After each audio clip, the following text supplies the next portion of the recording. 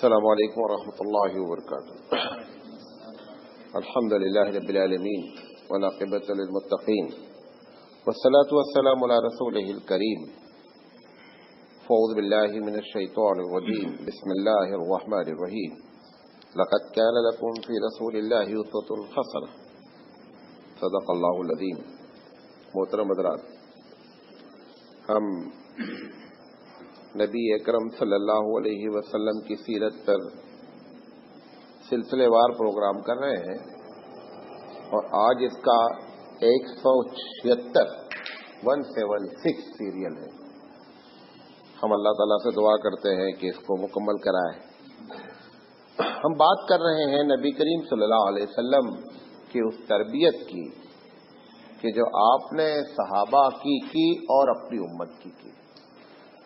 تو جس میں نے پہلی بات آپ کو بتائی تھی کہ سب سے پہلی تربیت تو ایمان کی تھی، اور اس کے بعد اللہ کے رسول صلی اللہ علیہ وسلم نے اس ایمان کا ایک لازمی نتیجہ بتایا کہ ایمان لانے کے بعد انسان کے اندر منیمم یہ کوالٹی پیدا ہونی چاہیے، جس کا ہم نے آپ کو تفصیل سے ذکر کیا۔ اس کے بعد دوسری بنیادی چیز یہ کہ جب تک انسان کے اخلاق اچھے نہیں ہوں گے، تب تک جو ہے وہ جو دین کی ذمہ داری ڈالی جا رہی ہے وہ ذمہ داری وہ نبھا نہیں سکتا۔ لہذا اللہ کے رسول صلی اللہ علیہ وسلم نے مختلف انداز سے ہماری تعلیم ہم کو تعلیم دی، اور ہمارے اخلاق پر آپ نے زور دیا۔ ہم نے کل آپ کو یہاں پہ بات چھوڑی تھی کہ نبی کریم صلی اللہ علیہ وسلم کے سمجھانے کا جو انداز تھا، جو آپ کی تربیت کا انداز تھا، کیونکہ قرآن مجید نے آپ کی بعثت کے مقاصد میں سے ایک بنیادی مقصد بیان کیا ہے کہ لوگوں کی تربیت کرتے ہیں۔ تو اللہ کے رسول صلی اللہ علیہ وسلم مختلف انداز میں تربیت کرتے ہیں، جس کے میں نے 5 پوائنٹ آپ کو کل بیان کیے تھے۔ آج ہم چھٹے پر بات کرتے ہیں۔ اللہ کے رسول صلی اللہ علیہ وسلم کی ایک عادت یہ تھی کہ جب آپ کسی کو بات سمجھانا چاہتے تھے تو اس بات کی کوشش کرتے تھے کہ اس طریقے سے بات کی جائے کہ اس کے بعد دل میں اترے۔ جیسے صحابہ نے پوچھا، اللہ کے رسول یہ جو ہم قربانی کرتے ہیں یہ کیا ہے؟ حضور صلی اللہ علیہ وسلم نے فرمایا کہ سنت ابیکم ابراہیم، یہ تمہارے باپ ابراہیم کی سنت ہے۔ جب لفظ باپ استعمال کر دیا گیا تو نفسیاتی طور پر بندے کے اوپر کیا ہو گیا کہ یہ جو کام ہم کر رہے ہیں یہ ہمارے باپ دادا کرتے چلے آئے ہیں، لہذا اس کے اوپر بڑے اچھے اثرات مرتب ہوئے۔ جابر بن سلیم ایک بڑے مشہور صحابی ہے، اللہ کے رسول صلی اللہ علیہ وسلم کے پاس آئے اور آ کر کے ایمان جب شروع میں لائے تو کچھ سوالات کیے انہوں نے۔ تو آخر میں انہوں نے پوچھا کہ آپ اللہ کے سچے رسول ہیں؟ تو حضور صلی اللہ علیہ وسلم نے فرمایا میں اس اللہ کا رسول ہوں۔ اب دیکھیں، بات کا جواب یہ دیا جا سکتا تھا کہ میں اللہ کا رسول ہوں۔ اللہ کے رسول کہہ رہے ہیں کہ میں اس اللہ کا سچا رسول ہوں جس کو جب تم پریشان ہوتے ہو تب پکارتے ہو۔ اس بندے سے کہہ رہے ہیں کہ میں اس اللہ کا رسول ہوں کہ جب تم پریشان ہوتے ہو تو کیا کرتے ہو؟ اس کو پکارتے ہو۔ پھر آپ نے فرمایا کہ جب تمہیں خشکسالی ہو جاتی اس علاقے میں تو تم بتوں کو نہیں پکارتے ہو، بلکہ سب کس کے پاس جاتے ہو؟ اللہ کو پکارتے ہو۔ ہم اس اللہ کے رسول ہیں۔ پھر آپ نے فرمایا کہ جب تم سفر کرتے ہو اور کبھی ایسا واقعہ ہوتا ہے کہ تمہاری سواری اچانک ریگستان میں غائب ہو جاتی ہے تو تم اس وقت جس کو پکارتے ہو؟ ہم اس اللہ کے رسول ہیں۔ اب اس طریقے سے جب بات کی نا، حالانکہ یہ ڈیلی وہ کام کرتا تھا، یعنی جتنی باتیں اللہ کے رسول اس سے کہہ رہے ہیں کہ تم ریگستان میں ہمیں پکارتے ہو، تم سمندر میں ہمیں پکارتے ہو، یہ بات وہ ڈیلی کر رہا ہے، لیکن اس نے کبھی اس سے نوٹس نہیں لی کہ یہ پروردگار عالم کی توحید کی بات ہے۔ اللہ کے رسول نے اس انداز میں بات کی کہ اللہ کے رسول کے اس بات کے کہنے کے بعد وہ فوراً کیا کر دیا؟ ایمان لے آیا۔ جب ایمان لے آیا تو جابر بن سلیم رضی اللہ تعالیٰ انہوں نے پوچھا کہ میں تو اب آپ کے ہاتھوں پر سرنڈر ہو گیا، اب آپ بتائیے مجھے کیا حکم ہے، کیا نصیحت آپ فرماتے ہیں؟ تو اللہ کے رسول صلی اللہ علیہ وسلم نے فرمایا کہ دیکھو، اب دیکھیے یہ بھی جو میں نے کل بھی بات بتائی تھی کہ ہر آدمی کے ساتھ الگ الگ ٹریٹمنٹ ہوتا ہے. ڈاکٹر کا بھی یہی مزاج ہوتا ہے، جو حکیم ہوتا ہے وہ بھی یہی کرتا ہے. اللہ کے رسول صلی اللہ علیہ وسلم غالباً ان کے بارے میں کچھ بات معلوم رہی ہوگی. آپ نے فرمایا کہ دیکھو تم نے نصیحت کی بات کی ہے تو بہترین نصیحت یہ ہے کہ یہ طے کر لو کہ میں کسی کو برا نہیں کہوں گا، یعنی کسی کے بارے میں بری بات سوچوں گا نہیں، اس کو برا نہیں کہوں گا. صحابی کہتے ہیں دوسرے کہ یہ وہ جملہ اللہ کے رسول نے جب بیان کیا ایسے موقع پر، پوری زندگی انہوں نے اس بات کا اہتمام کیا کہ اپنی زبان سے انسان تو انسان، جانور کو بھی کبھی برا نہیں کہا. پھر آپ نے فرمایا کہ جو نیکیاں چھوٹی چھوٹی ہیں ان کو کبھی چھوٹی نہیں جانو. اللہ کی رحمت کو کلک کرنے کے لیے کوئی آئٹم بم کی ضرورت نہیں ہے.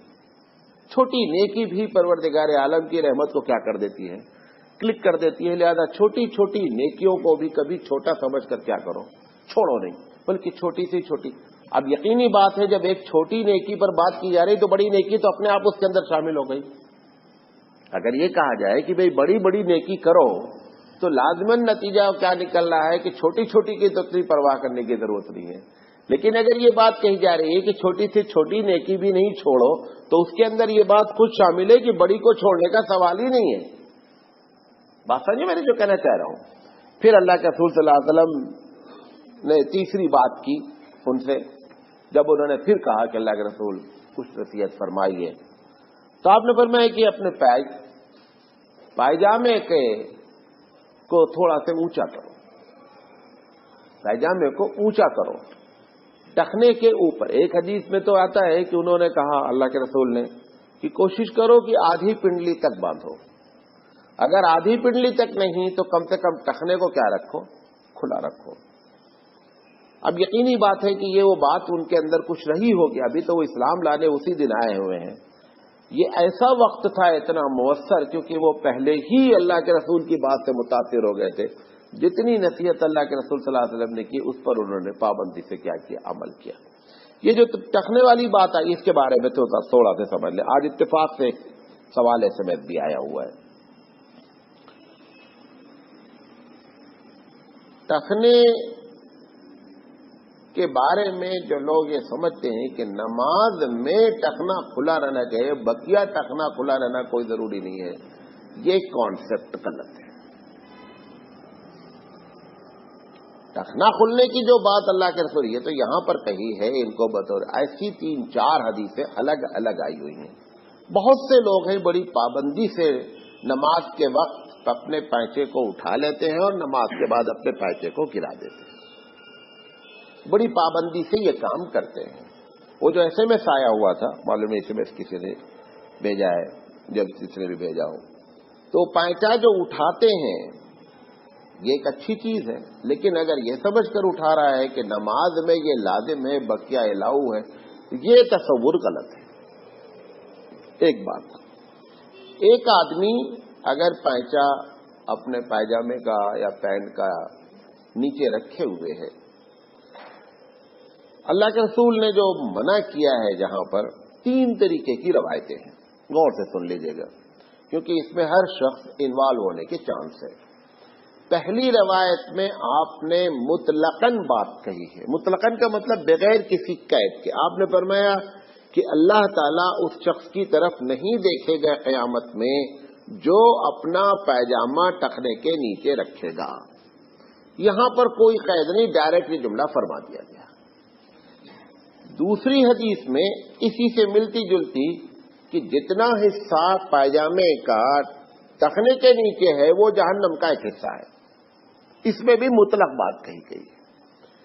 مسلم شریف کی ایک روایت میں یہ آپ نے فرمایا کہ جس نے اپنا پائجامہ ٹخنے کے نیچے کیا اس حال میں کہ تکبر کر رہا ہے، یہ مقید ہے، اس میں قید ہے، کنڈیشن ہے کہ اگر تکبر نہیں کر رہا ہے تو وہ اس میں داخل نہیں ہے.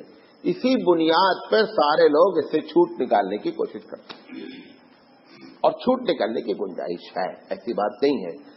لیکن تقویٰ یہ ہے کہ آدمی جو ہے وہ ٹخنے کے اوپر رکھے. اب ہم لوگ جو کیونکہ عربوں کا یہ کلچر تھا، مغلوں کے زمانے میں بھی یہ کلچر تھا، جتنا بڑا آدمی ہوتا تھا اتنا پائجامہ کیا ہوتا تھا، زمین بہارتا رہتا تھا.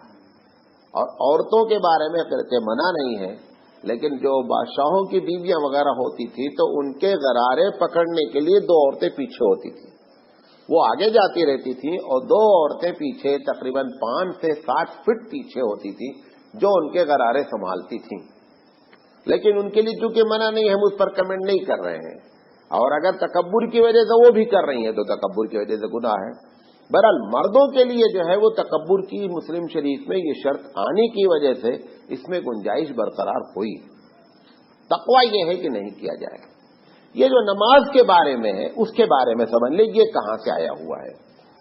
میں نے اس حدیث کی تحقیق نہیں کی ہے اور نہ میں نے دیکھا ہے، لیکن مولانا تھانوی نے ایک جگہ لکھا ہے کہ ابو داؤد شریف کی یہ حدیث ہے کہ جس کا نماز کی حالت میں جس کا ٹخنا کھلا نہیں رہا اس کی نماز نہیں ہوتی.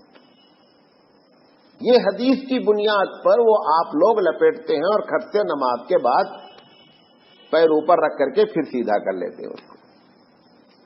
تو غالباً یہ اس حدیث سے لنک لیا گیا ہے. مجھے اگر زندگی رہی تو 2-4 دن کے بعد میں اس حدیث کی تحقیق کر کے آپ کو بتاؤں گا کہ یہ ابو داؤد کی حدیث ہے تو کہاں ہے کیا ہے. اگر یہ ہے تب تو پھر نماز کی حالت میں ہر حال میں آپ کو اٹھانا ہی پڑے گا، اور نماز کے بعد پھر گنانے کی گنجائش برقرار رہے گی اس حدیث سے جس میں لکھا ہے جب تک تکبر نہیں کرو گے تب تک گناہ نہیں ہوگا. ٹھیک ہے، لیکن تقوی کا تقاضا ہے کہ 24 گھنٹے اس کو ٹخنے کے اوپر رکھا جائے. بات سمجھ میں آ گئی تینوں؟ واللہ عالم بالصواب. اگر کوئی غلط ہے تو اللہ تعالیٰ جو ہے وہ معاف کرے.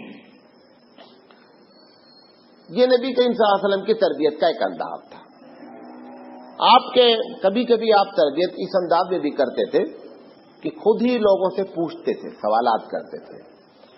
اور کیونکہ یہ بہت بڑا فن ہوتا ہے نا کہ آپ پوچھ کے پبلک کے مزاج کو سمجھیں اور اسی کے اکارڈنگ سوال کیا جائے اور پھر کیا کیا جائے، جواب دیا جائے. یہ بہترین طریقہ ہوتا ہے آدمی کو نالج پہنچانے کا اور بات پر عمل کرانے کا. اللہ کے رسول صلی اللہ علیہ وسلم سے کبھی آپ نے خود پوچھا، کبھی پوچھا گیا. اللہ کے رسول سے پوچھا گیا کہ سب سے بری چیز کیا ہے؟ آپ نے فرمایا کہ بھائی غصہ بہت بری چیز. اب کبھی آپ دوسری جگہ کہیں دیکھیں سب سے بری چیز کیا ہو سکتا ہے؟ شرک لکھا ہو. کہیں اور دیکھیں تو آپ دیکھیں والدین کی نافرمانی لکھی ہو. تو یہ کیا ہوتا ہے، اس کو ٹیکنیکل ورڈ میں عربی میں حسر کہتے ہیں. یہ مقصد نہیں ہوتا یہی برا ہے، یہ برائیوں میں سے ایک برا ہے. برائیاں بہت سی ہیں، اس میں سے ایک برا یہ ہے کیا؟ غصہ کرنا. اب جو صاحب نے سوال کیا ہوگا ان کے بارے میں یہ رپورٹ آئی ہوگی کہ یہ بڑا غصہ کرتے ہیں. یقینی بات ہے کہ غصہ بری چیز ہے، لہذا آپ نے ان کو یہ نصیحت فرمائی کہ غصہ سب سے بری چیز ہے. ایک مرتبہ ابو ذر غفاری رضی اللہ تعالی عنہ نے پوچھا کہ اللہ کے رسول سب سے افضل کام کیا ہے؟ آپ نے فرمایا کہ سب سے بہترین کام اللہ پر ایمان لانا ہے. سب سے بہترین کام اللہ پر ایمان لانا ہے. انہوں نے کہا اللہ کے رسول اس کے بعد کیا ہے؟ آپ نے فرمایا کہ جہاد کرنا ہے. انہوں نے کہا رسول اس کے بعد کیا ہے؟ آپ نے فرمایا غلام کو آزاد کرنا ہے. پھر آپ نے صلی اللہ علیہ وسلم نے سے کہا کہ آپ کچھ مجھے نصیحت فرمائیے. کہا کہ اگر انسان کچھ نہیں کر سکتا جو میں نے بتایا تو کم سے کم یہ کرے کہ اپنی وجہ سے دوسروں کو تکلیف نہیں پہنچائے. اپنے شر سے دوسروں کو کیا کرے؟ محفوظ رکھے. یا بعض لوگوں نے کہا کہ دوسروں کو محفوظ رکھے کسی کے بھی شر سے. یعنی کہیں ایسی بات آ گئی، جیسے ہماری پالیسی ہوتی ہے نا، اپنے بچوں کو کئی مرتبہ بولتا ہوں کہ بیٹا کہیں کوئی لڑائی ہو رہی ہے تو تم بھی جو مداخلت نہیں کرنا. یہ ہم بتاتے اپنے بچوں کو. اور جب ہمارا بچہ مارا جاتا اور وہاں دوسرا کھڑا رہتا تو ہم جا کر اس سے پوچھتے یار یہ مارا جا رہا تھا تو ہم کچھ بولے نہیں. بولتے ہماری امی بھی یہی بولی کہ جب 2 آدمی لڑتے رہنا تو کسی کی مداخلت نہیں کرتا، جو تمہاری امی اس کو بولی وہی امی ہم کو بھی بولی. بہرحال یہ اسلامی پالیسی نہیں ہے.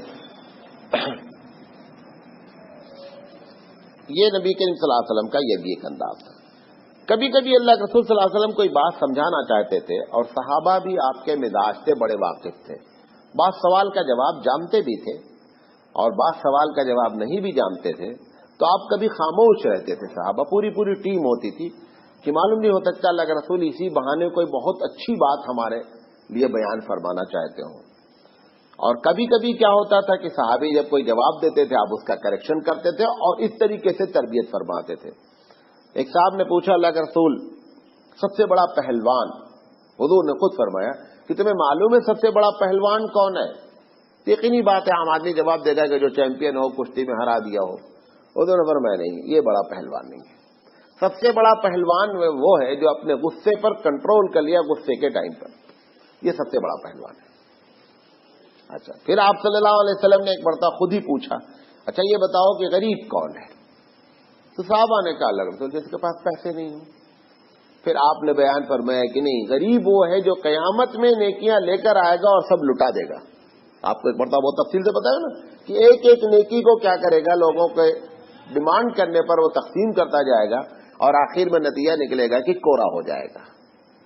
پھر ایک مرتبہ اللہ کے رسول نے ایک صاحب کہ کئی بچے پیدا ہوئے انتقال ہو گئے، بڑے غمگین رہتے تھے.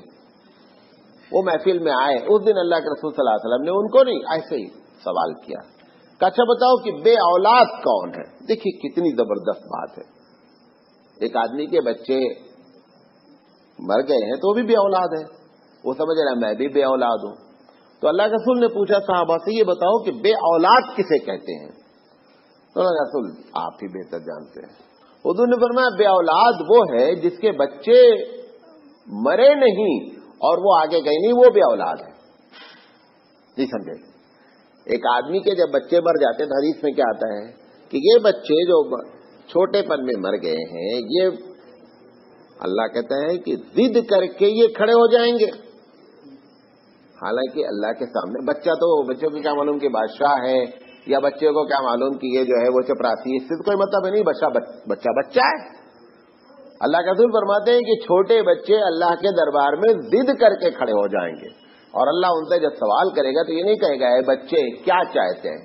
اللہ کا رسول فرماتے ہیں اللہ سوال کرے گا اے ضدی بچے کیا بات ہے، کیوں روٹا ہوا ہے؟ اس کو ضدی بچہ کہا کہ اے ضدی بچہ کیوں روٹا ہوا ہے؟ تو وہ کہے گا کہ میں اپنے والدین کو جب تک جنت میں نہیں لے جاؤں گا میں نہیں جاؤں گا. تو اللہ کے رسول نے فرمایا کہ یہ بے اولاد جس کے بچے بڑھ گئے وہ بے اولاد ہی نہیں ہے، وہ اولاد والا بچے گھر آج بچے نظر نہیں آئے، کیونکہ تمہاری اولاد اصل کام کہاں آئی؟ آخرت میں آئی. تو تم تو اولاد والے ٹھہرے، لہذا بے اولاد کی بات ہی نہیں ہے، اولاد والے. اسی طرح ایک مرتبہ حضرت عائشہ اور دوسری عورتیں بیٹھی تھیں. حضور صلی اللہ علیہ وسلم نے فرمایا کہ جس کے بچے انتقال کر گئے ان کو وہ قیامت میں سفارش کریں گے. تو یقینی بات ہے سب کے بچے تو انتقال کرتے نہیں، اس کے لیے دعا کرنے بھی ضروری نہیں اللہ ایک آدھ مار دے. یہ بھی نہیں ہے مطلب کہ نہیں اللہ آپ دعا ہی کرنا ایک آدھ مر جائے تاکہ اوپر ٹھکانا ہو جائے. اللہ کو ٹھکانا کرنا ہوتا تو کر دیتا ہے. ٹھیک ہے. وہ عورتوں کے درمیان میں اللہ کے رسول نے سوال، اب اس میں کچھ عورتیں ایسی تھیں جن کے کوئی بچے ہی نہیں مرے تھے، کچھ بیچاری ایسی تھیں جن کے کوئی بچے پیدا ہی نہیں ہوئے تھے. تو صحابہ نے کہا، صحابیہ نے پوچھا کہ اللہ کے رسول جس کے 2 بچے مر گئے وہ جنت میں گیا، اور تو پھر انہوں نے کہا جس کا ایک، حضور نے فرمایا وہ بھی ایک. پھر ایک صحابہ نے سوال کیا اس سے جس کا کوئی نہیں؟ آپ نے فرمایا کہ جس کا کوئی بچہ نہیں ہے اس نے اس پہ صبر کیا تو وہ بھی جنت میں جائے. یہ بانجھ عورت کے لیے یہ اللہ کے قرآن مجید کی آیت ہے. اللہ کہتا ہے کہ میں کسی کو بیٹا دیتا ہوں، کسی کو بیٹی دیتا ہوں، کسی کو دونوں دیتا ہوں، کسی کو کچھ نہیں دیتا ہوں. یہ پلاننگ پروردگار عالم کیوں نہیں دیتا ہے، اس کے پیچھے اللہ تعالیٰ کا بہت بڑا راز ہوتا ہے. لیکن اگر اس پر یہ عورت صبر کرتی ہے تو جیسے پیدا ہونے کے بعد مرنے کے بعد اسے جنت کی خوشخبری ہے، ایسی عورت کو بھی خوشخبری ہے. اس پر اگر آپ تفصیل سے میری تقریر سننا چاہیں نیٹ پر ایک تقریر ہے عورت اور صبر. اس میں جتنی جگہ عورتوں کو صبر کرنا پڑتا وہ سارے کلیکشن ایک جگہ کر دیے گئے ہیں، اور اس صبر کے بدلے میں اللہ تعالیٰ ان کو جنت دیتا ہے. تو اس تقریر کو کبھی سنیں. بہرحال اللہ کے رسول صلی اللہ علیہ وسلم نے اس انداز میں بھی تربیت ہماری فرمائی. کبھی کبھی آپ نے اس طریقے سے گفتگو کی. فرمایا اچھا یہ بتاؤ کہ جنت میں کون جانا چاہتا ہے؟ اب یقینی بات ہے کوئی بھی نہیں بولے گا میں نہیں جانا چاہتا. ہر آدمی ہاتھ اٹھائے گا اللہ میں جنت میں جانا چاہتا ہوں. اللہ کا رسول نے فرمایا جو لوگ جنت میں جانا چاہتے ہیں تو مجھے ایک گارنٹی دے. تم ایک گارنٹی دو میں جنت کی گارنٹی. صحابہ نے پوچھا اللہ رسول وہ گارنٹی کیا ہے؟ حضور نے فرمایا 2 چیزوں کی گارنٹی مانگا. یہ 2 جبڑے کے جو بیچ میں ہے نا اس کی گارنٹی.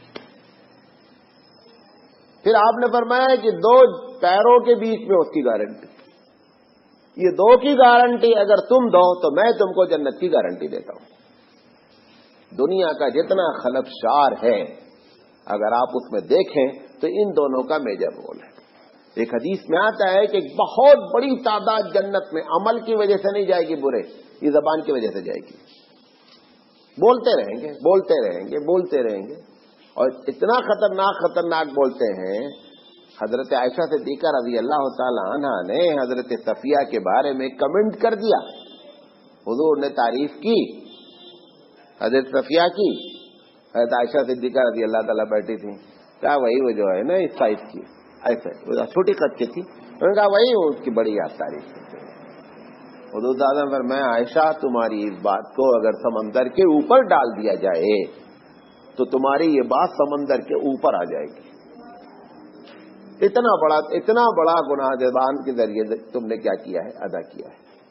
لہذا اللہ کے رسول نے فرمایا کہ اگر کوئی ان دونوں چیزوں کی گارنٹی لیتا ہے تو میں جو ہے وہ جنت کی گارنٹی لیتا ہوں. پھر آپ نے ایک مرتبہ فرمایا کہ کون جنت میں جانا چاہتا ہے؟ دوسری مرتبہ الگ. تو اس میں کوئی ایسا شخص بیٹھا ہوا تھا کہ جو بے مطلب لوگوں سے ہاتھ پھیلاتا تھا. تو صاحب سبھی لوگ بولے جنت میں. کہا ایک وعدہ مجھ سے کرو. حضور نے فرمایا کہ کیا وعدہ ہے؟ کہا یہ وعدہ کرو کہ میں کسی کے سامنے ہاتھ نہیں پھیلاؤں گا. صاحب ہی کہتے ہیں کہ جس کے سامنے اللہ کے رسول نے یہ بات کہی تھی ان کا اگر کبھی کوڑا بھی گر جاتا تھا گھوڑے پر سے ایسی شکل میں بھی وہ اترتے تھے اور اپنا کوڑا اٹھاتے تھے، کسی سے مانگتے نہیں تھے. حالانکہ مانگنے سے مراد یہاں پر یہ نہیں تھا. مانگنے سے مراد مانگنا تھا بھکاری پن ہونا. لیکن انہوں نے اس ورڈ کو کامن میننگ میں لے کر کے کبھی زندگی میں کسی سے یہ بھی نہیں کہا کہ میرا کوڑا اٹھا دو. اللہ کے رسول صلی اللہ علیہ وسلم اس طریقے سے ہماری تربیت فرمائی. یہ وہ انداز تھا جس سے صحابہ کی ایک ٹیم تیار ہوئی اور تیار ہو کر کے اس نے کیا کیا؟ دنیا میں انقلاب برپا کیا. یہ 2 باتیں تھیں. تیسری بات یہ جو اخلاق کی بات ہم کر رہے ہیں اللہ کے رسول صلی اللہ علیہ وسلم نے اس کو پھر 3 حصے میں الگ الگ تقسیم کیا. ایک تو اس انداز میں بات کی کہ اخلاقی لحاظ سے کہ سارے لوگوں کے رائٹس کو بیان کیا جائے اور بیان کرنے کے بعد امت کو یہ تربیت کی جائے کہ لوگوں کے حقوق کی حفاظت کرو. نمبر 2 اللہ کے رسول صلی اللہ علیہ وسلم نے فضائل بیان کر کے لوگوں کو اس پر آداب بیان کر کے لوگوں کی تربیت. یہ جو حقوق کا معاملہ تھا آپ کو معلوم ہے کہ اللہ کے رسول صلی اللہ علیہ وسلم کی حدیث ہے کہ اللہ کے رسول فرماتے ہیں کہ یہ بندوں کے جو حقوق ہیں یہ تو معاف ہوتے ہی نہیں جب تک کہ بندہ خود معاف نہیں کرتا. لہذا بڑی ساری دنیا کے جتنے مذاہب والوں ہیں ہر آدمی حقوق کی بات کرتا ہے. ہیومن رائٹس ایک بہت بڑا آرگنائزیشن ہے جو ہیومن رائٹس پہ بات کرتا ہے. آپ کو معلوم ہے کسی مذہب میں حقوق کے آرڈر نہیں لکھے ہوئے ہیں, کس کا حق سب سے پہلے ہے. اب یہاں پر ہم گائے کو بھی ماتا کہتے ہیں, ماتا کو بھی ماتا کہتے ہیں. جانور کو ماتا کے درجے میں لا کر کے ڈال دیا گیا. ماں کا پیشاب نہیں پیتے, اس کا پیشاب پیتی. دیکھا ہوگا آپ نے بھی, اس کا پیشاب پیتے, اس ماں کا پیشاب کوئی نہیں پیتا. ماں سے بھی زیادہ درجہ کس کو اٹھا کر دے دیا گیا؟ گائے کو دے دیا گیا. اللہ کے رسول صلی اللہ علیہ وسلم نے اس سلسلے میں بڑی جو ہدایت اللہ کی جانب سے اس میں بہت ہی لاجیکل باتیں کی آپ نے. ابھی کچھ دن پہلے میں نے دیکھا تھا کہ ایک آدمی نے فرانس میں اپنی پراپرٹی کا ول جو ہے وہ ایک بلی کے نام کر دیا. वसीयत जो की वो किसके नाम कर दी? बिल्ली के नाम कर दी। आप अंदाजा करें, आप देखें ये यूरोप के लोग या अंग्रेज कुत्ते से जितना प्यार करते हैं उतना इंसान से प्यार नहीं करते हैं। ये कोई ऐसी, आप यहां भी देखें बहुत से लोग हैं कुत्ते को खाना खिला रहे हैं, दूध बिल्ली को पिला रहे हैं, सब कुछ कर रहे हैं, ठीक है, अच्छी बात है जानवर की खिदमत करना, लेकिन बाजू वाला भूखा है उसको पानी भी नहीं दे रहे हो। ये तरतीब इस्लामी तरतीब नहीं है। अल्लाह के रसूल सल्लल्लाहु अलैहि वसल्लम ने इसमें तरतीब बयान की। ये बहुत बड़ा एहसान किया पूरी दुनिया के ऊपर, वरना पूरी दुनिया इसमें क्या थी?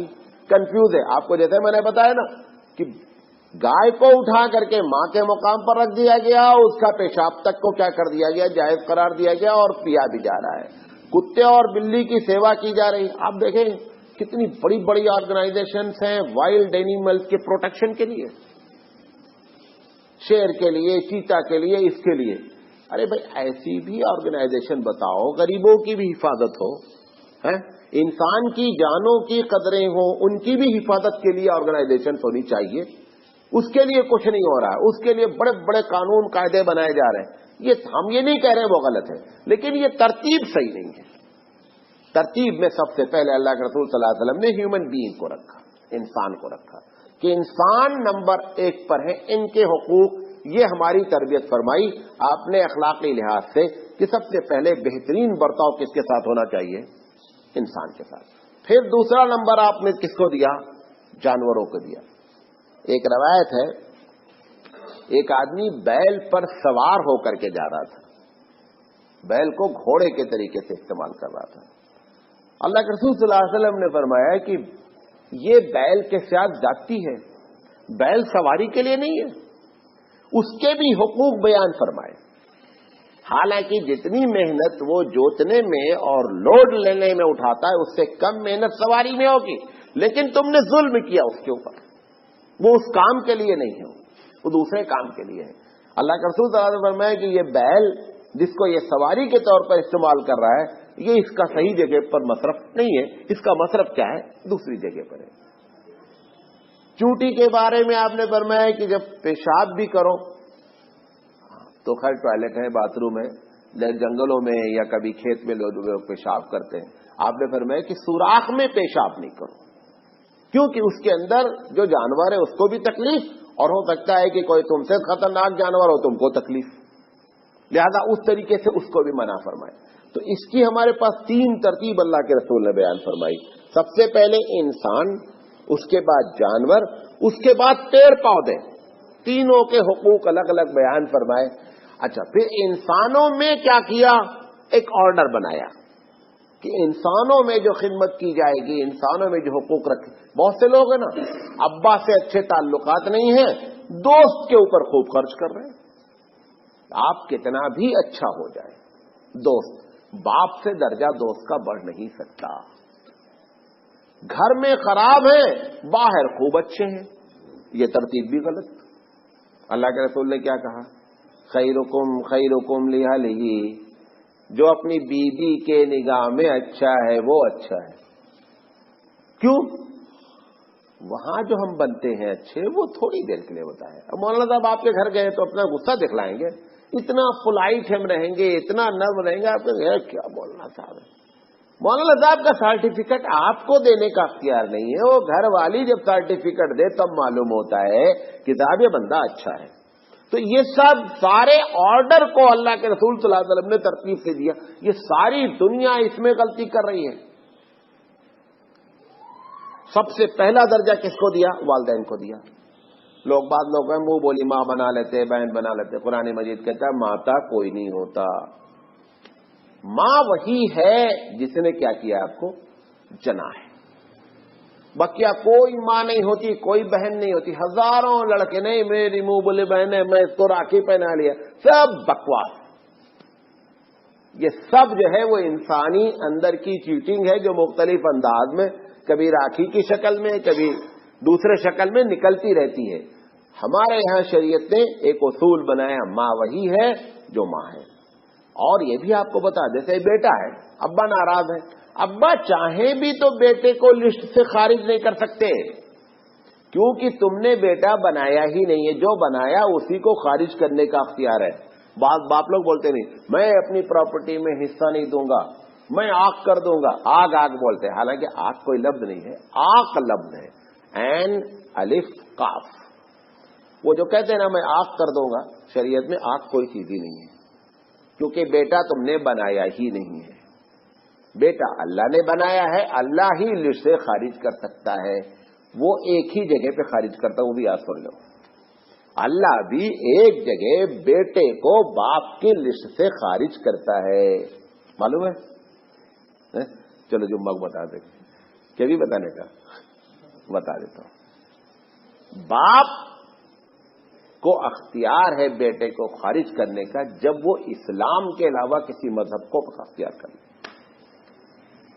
اس کے علاوہ کوئی وجہ نہیں ہے کہ آپ نوٹس نکال دیں پیپر میں، آپ لکھ دیں، لکھنا نوٹس نکالنا ہندوستانی عدالت میں بھی اگر آپ جا کر کے جج کے سامنے بھی کہہ دیں تو بھی کوئی فرق نہیں پڑتا ہے، مسلم پرسنل لا کے تحت اس کو اس پراپرٹی میں حصہ ملنا ہی ملنا ہے۔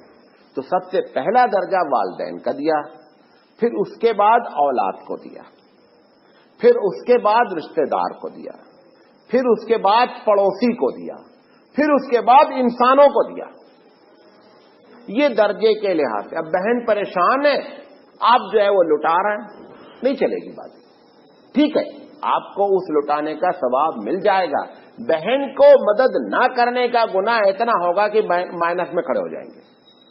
یہ بات یاد رکھیں، کبھی بھی نیکی کا ایک ذرہ بھی ضائع نہیں ہوتا ہے، ہو تو ملتا ہی ملتا ہے، لیکن بیلنس کرتا ہے پروردگار عالم کہ اس نے کس طریقے سے کیا کیا ہے، معاملے کو خراب کیا ہے۔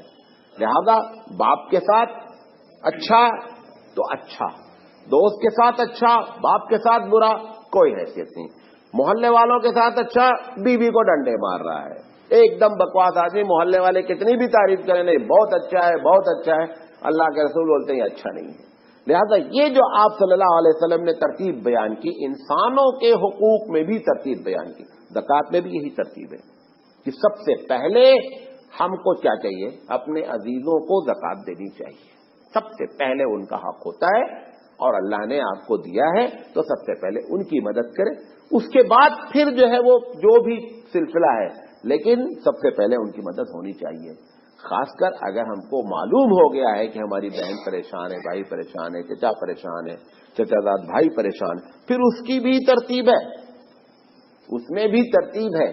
چچا زاد بھائی کی مدد نہیں کی جا سکتی اگر چچا پریشان ہے، پہلے چچا کو دیکھا جائے گا، ہاں اتنا بچ گیا، اب چچا زاد بھائی کی طرف پلٹیں گے، لیکن چچا اس سے کیا ہے، مقدم ہوگا۔ تو ان سب کو پروردگار عالم نے اللہ کے رسول کی زبان مبارک سے ہم تک تربیت اس طریقے سے فرمائی کہ اخلاقی لحاظ سے اس سوسائٹی میں ایک ایسا معاشرہ ڈیولپ ہو کہ جس سے جو ہے وہ لوگ امن اور سکون میں رہیں۔ اچھا یہ سب میں لاجک ہے۔ ابھی ایک بھائی کیا بولتا ہے، اگر ایک بھائی کسی کی مدد کر رہا ہے کسی ایکس وائی زیڈ کی، اور اس کے اپنا بھائی پریشان نہیں کرتا، تو اس کی زبان سے نکلتا کیا ہے، کیا فائدہ بھائی ان کے پیسے سے، ہمیں تو کچھ کرتے نہیں ہیں۔ وہ جو لاجک ہے، وہ جو جواب دے رہا ہے، اس میں دم ہے، اللہ تعالیٰ نے اس کو کیا کیا ملحوظ رکھا ہے۔ لہذا حقوق میں پروردگار عالم نے سب سے پہلے کس کو رکھا، والدین کو رکھا، اور والدین میں بھی پھر والدہ کو کیا کر دیا، 3 ڈگری